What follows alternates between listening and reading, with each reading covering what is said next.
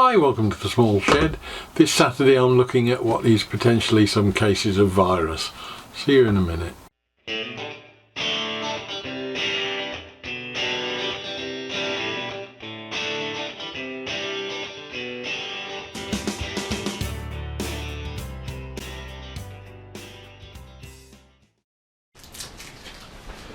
So I don't think there's actually any real risk of virus infection from cases, particularly as they've been standing on our landing for 3 or 4 days since we got back without anybody touching them. But they have come through 2 or 3 international airports.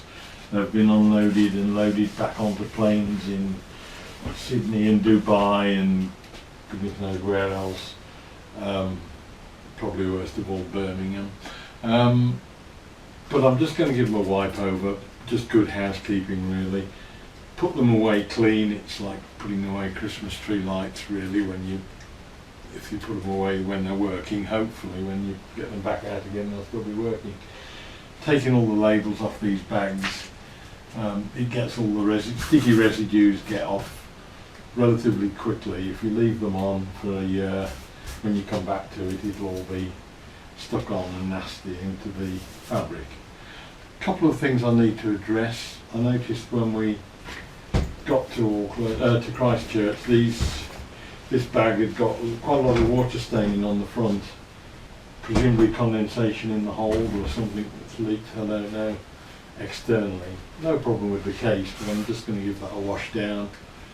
And there's a tear in this top corner, which is why you should never really spend a lot of money on cases, because baggage handlers aren't really that bothered about making sure that they're perfectly protected when they throw them on the back of the trucks that they carry them around on.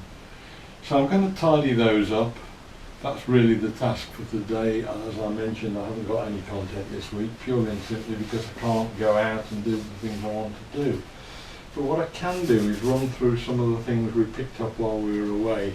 Not a lot of anything, but they are things which may well be of interest in the future when we got little makes to do. There's a few things I picked up that might well come in handy when we're doing that. So I'll just finish this off and I'll just glue this repair up, and then we can move on and have a look at the stuff that we bought.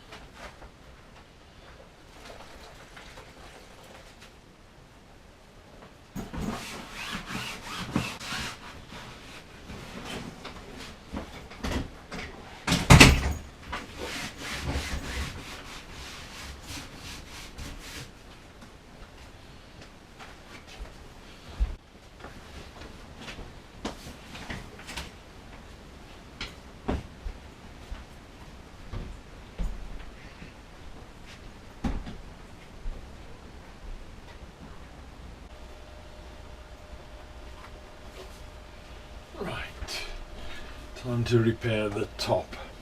I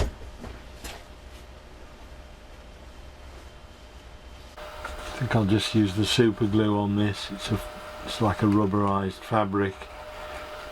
It hasn't got to be pretty, it's just got to be something that I can trust to not come undone again, because I think what will happen is in time it will catch on things and just rip and tear. So I just want to get a tidy end up showing because I think of the actual glue itself will stick on it, show on it, but get as much off as we can. Give it a squirt.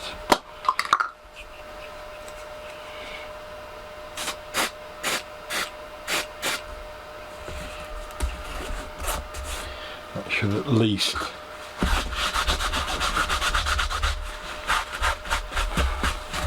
stop it catching and making it worse by ripping all the way down. Right, so that's done. 2 sets of cases now, pretty much prepared, ready for the next adventure. Time to have a look at what junk I've brought back with me. So the other job that I was doing was decontaminating everything that we've had with us and giving it a wipe over with isopropyl alcohol and things like that. And I'm pretty much now down to what I brought back with me from New Zealand.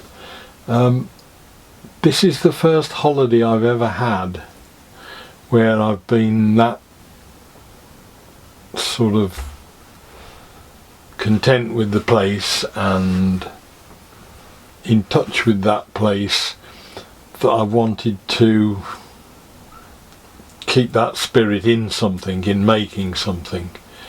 And I realised that there's no way I was going to start and bring a rainforest round the world with me back home.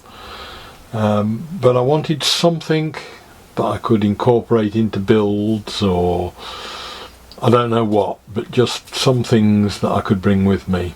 And I've got a selection of bits and pieces. And ignore all the hotel pens that seem to have crept into the place. They can just go straight into the drawer. We start off with shells. I'm not a great shell person. My wife always brings shells home from her travels just to remind her. But there were a couple of very nice shells that we found. These may or may not get incorporated. I've got some other ones into anything I do. It's unlikely because, as I say, I'm not that keen on shells, but these are more for her than for me. But there are some pretty interesting shells that we've got. When I was panning for gold, which was one of the trips that we did, I came across some rocks in the river that we were impressed with, that when they were wet were a beautiful colour, beautiful striations in them. So I'll pick one of them up. Again, I don't know whether I'll get a chance to do anything with that.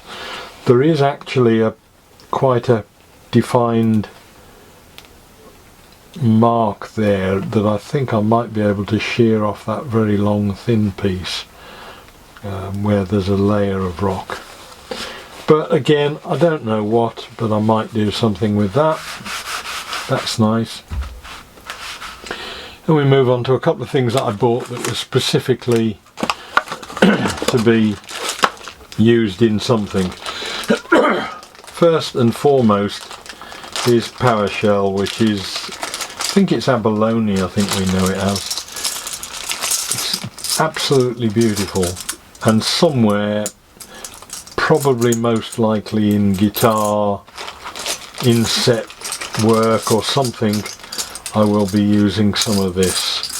And I don't know whether or not I need now to break it up. I did buy with the intention of cutting it up before I found the pieces, a complete shell. But that is just stunning what nature can do, both in colours and patterns. So something, most likely guitar work or insert work on something, will have some of the PowerShell in it. And I did in the end get some timber.